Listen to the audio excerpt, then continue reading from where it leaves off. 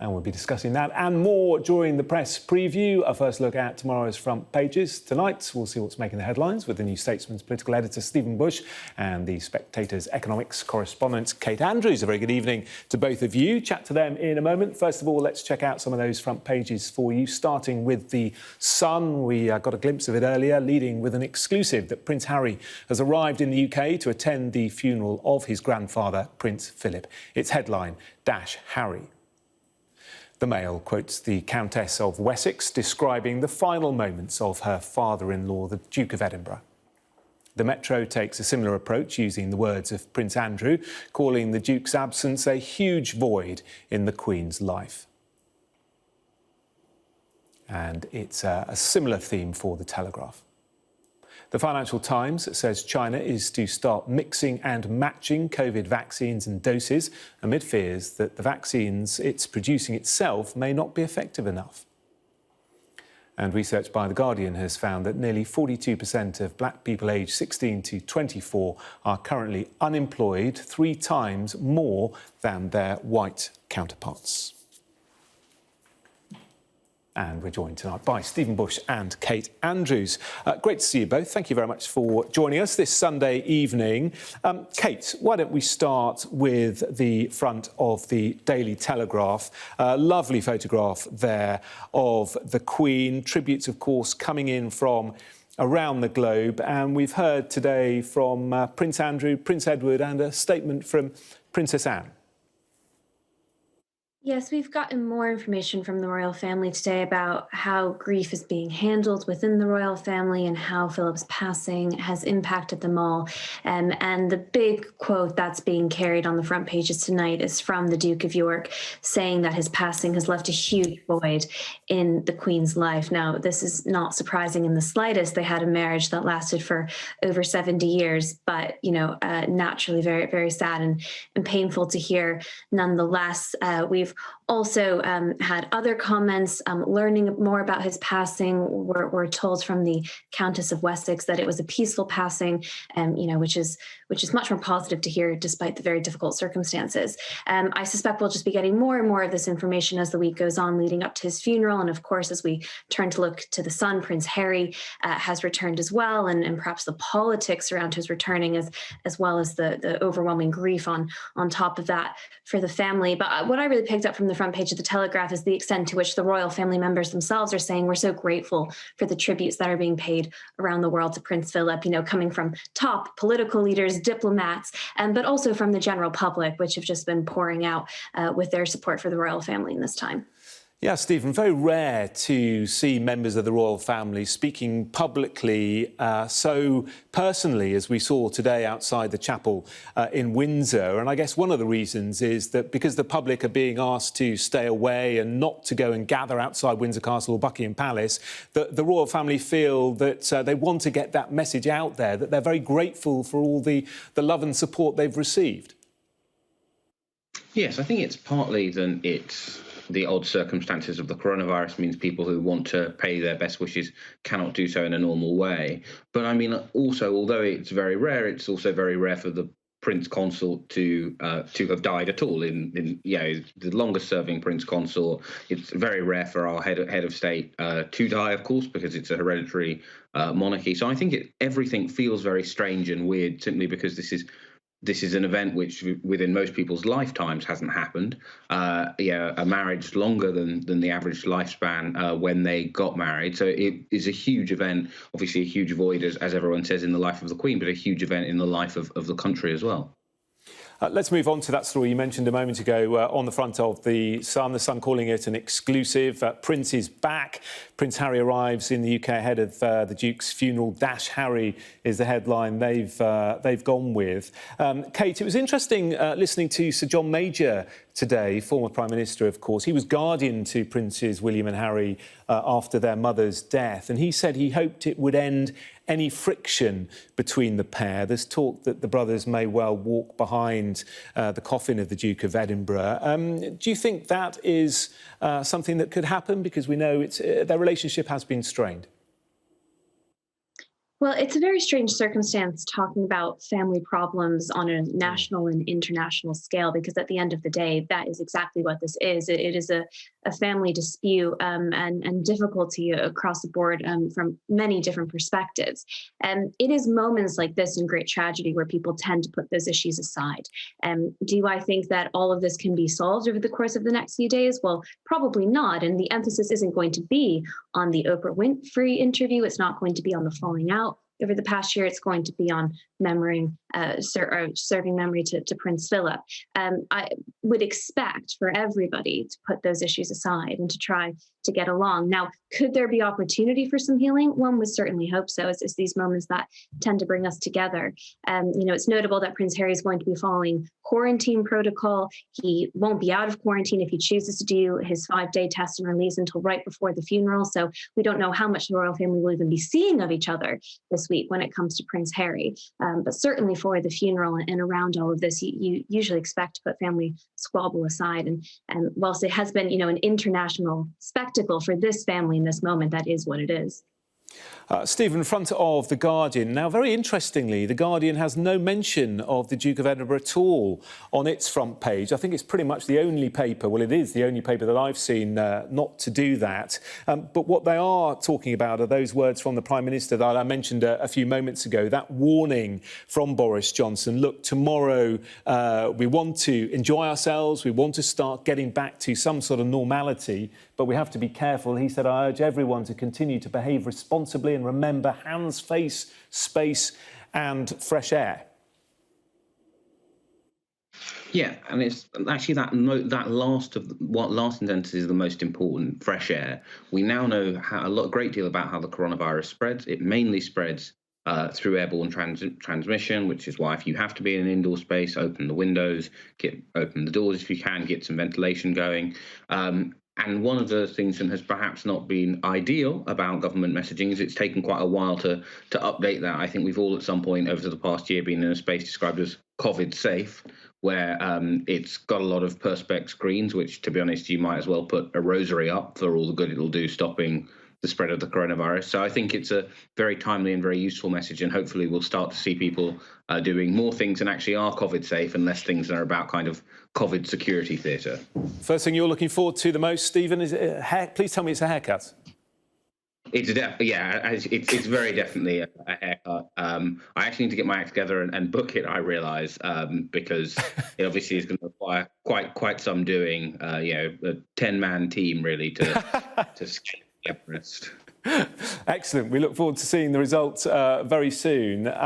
Kate, you're an economics correspondent. I mean, many businesses will be nervous tomorrow, won't they? It's something that's reflected on the front of the Daily Telegraph. As Stephen was saying, pubs and restaurants fall foul of COVID rules over outdoor spaces. We mustn't forget that, of course, we're all talking about wanting to go and enjoy having a drink and a meal in a pub garden, but many pubs simply won't be able to open because they haven't got any outdoor space, or maybe because financially they just have been so hit that they're not able to.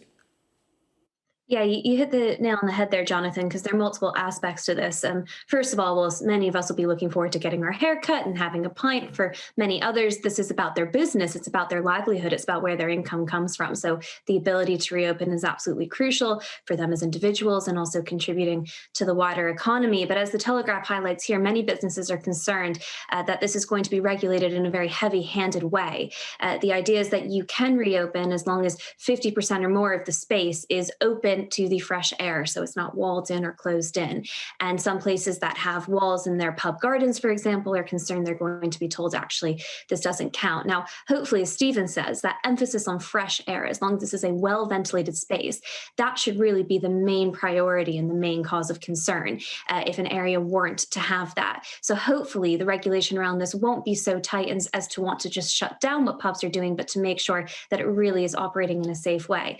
The other thing, of course, to highlight is is that the majority of hospitality is going to have to wait many, many more weeks before it can reopen because they don't have the opportunity to serve outside. So there's still huge amounts of pressure, especially on the hospitality industry, but really on business across the board, as they wait many, many weeks longer to be able to open up, having been shut now, of course, for months. So I would, say that while this is a very wonderful time from a socializing point of view, and certainly, good news for the economy, it's only the beginning. We have a very, very long way to go before we start to resemble normal. Yeah, and just very briefly, Kate, staying with you, I mean, the Prime Minister has said that this will be irreversible, or he wants it to be irreversible. Is that your thinking as well? Well, he certainly wants it to be irreversible, and all of the COVID data right now looks really positive when you're looking at infection rates, hospitalization, and death. It's all plummeted. If we look at the percentage of people who are estimated to have antibodies across the UK and how that correlates with vaccines, all of this information tells us what we already instinctively knew, which is that vaccines work. So as long as we keep getting jabbed, hopefully the information stays positive. But the Prime Minister has decided to take that most cautious approach because he really doesn't want to have to roll back. Yeah. This is a prime minister who's fundamentally uncomfortable with the idea of lockdown. Slightly ironic because, we have had one of the strictest lockdowns in the developed world for months now, but we know he's uncomfortable with it. And the last thing he wants is to bring us back into it. So while he's probably not delighted with the timeline taking so long, he prefers that over having to reinstate lockdown yet again. Yeah, and Stephen, do you think people will obey the rules tomorrow? Do you think people are going to go crazy and sort of rush into shops, rush into pub gardens? I mean, do you think that on the whole it's going to be perhaps a more cautious approach? Maybe people aren't ready to rush back to doing these things that we've not been doing for so long. Yeah, I think some people will definitely feel a great deal of anxiety about returning to normal life. And I think, unfortunately for some people, they will continue to feel that, even after June, July, even after everyone has either received or been offered a jab. And that will be a very difficult thing for us to go through as a country. We'll be returning to normal, which some people find quite frightening. But no, I think people will be quite cautious, partly because most pubs will be closed. It will be a very weird and different experience. I think also a lot of people who've kind of deliberately tuned out of the news because of how depressing the last year has been are kind of just waiting until June to sort of let it all hang out in sort of one big bash, rather than necessarily knowing the detail of what unlocks between then and now. Also, when the weather's a bit better, I mean, it could be pretty chilly sitting in a pub garden for a few hours, couldn't it, in the next few days? Thank you both for the moment. We'll speak again shortly, because coming up, China says it's OK to mix different varieties of COVID vaccine. We'll be discussing that and more in a couple of minutes.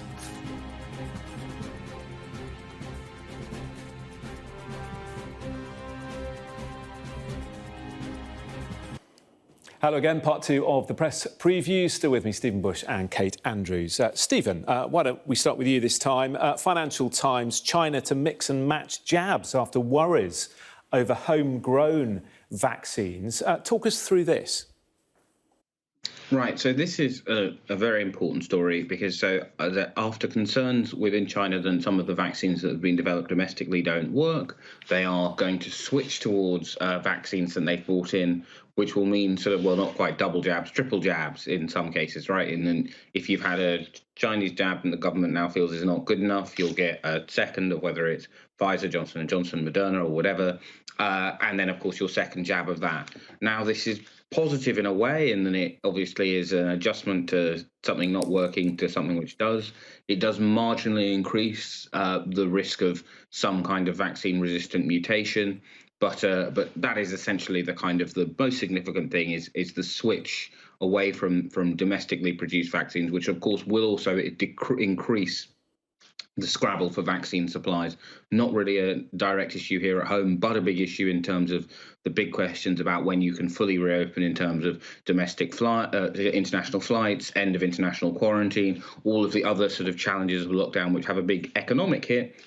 Even though, of course, for most of us, we don't directly experience those consequences. Yeah, and Kate, this article talks about Chile, which has relied heavily on China's jab for its vaccination programme. Now, it's done pretty well with its vaccination programme, but we know it's really struggling in terms of infection rates. Yeah, this is a really important point because Chile has become really the international example of what could potentially happen if you still vaccinate, but open up, and then infection rates go up. But something that isn't often spoken about, at least certainly not in the top headlines, is the fact that Chile has been very reliant on the Sinovac jab. Now, it's recently been discovered that they think that after one jab, you actually barely get any protection at all. It takes 2 jabs to get a certain level of protection. And even then, it's just thought to be over 50%, which is one of the least effective approved jabs internationally that we have so far. So the differences between a jab like Sinovac and a jab like Pfizer, Oxford, AstraZeneca is really substantial. And that is a big part of what's happening in Chile. So just to take what's happening there and say, well, we can transplant it here, there are other mitigating factors that have to be taken into account. I think this is also an important story when we look at it from the perspective of vaccine diplomacy. China and Russia have been very eager to ship their vaccines off in the hopes that they'll be making friends around the world by doing so. But if those vaccines aren't as effective and if they're not working as desired, well, that's going to be a very different ballgame, really, than if you're shipping off jabs perhaps slightly later, as America and other parts of the West have decided to do, but are working more effectively. And so I think a lot of this has to do with the vaccine diplomacy race as much as it has to do with what's happening at home. Good point. And let's finish with the Metro, Stephen. David Cameron, he's finally released a statement. It's been a long time coming, hasn't it? Do you think this will be enough for his critics to be satisfied? This is all about his lobbying that he did. Labour still calling for an investigation. His critics probably unlikely to go away. Yeah, I mean, I think if anything, this deepens the problem, right? He has now, from his own mouth, said, "Oh, I shouldn't have done this, but I haven't broken any rules," which, of course, then immediately raises questions about the quality of the rules on lobbying that we currently have. I think it only will embolden his critics, but most importantly in the opposition, but of course his critics across politics, to say, look, well, even he's admitted it. So, yeah, I think this story has some way yet to run. Kate? Yeah, I agree with Stephen. And I think also, given the very specific context of coronavirus, those loans and the furlough scheme were intentionally made very easy to access. And the idea was that any company that might take advantage of that, would be certainly frowned upon, to say the least. And the idea that the former prime minister was reaching out to current cabinet members to be talking about a company and giving that company help, which has now collapsed, I think is going to raise further questions as well. And as Stephen says, the fact that he's acknowledged that he should have done things differently probably isn't going to help. Yeah, I'm sure it's not the end of the matter. Kate, Stephen, thank you very much indeed. We'll chat again in half an hour or so. And just to say that if you've missed any of the press preview tonight, it will be available shortly and indeed every night on our YouTube channel.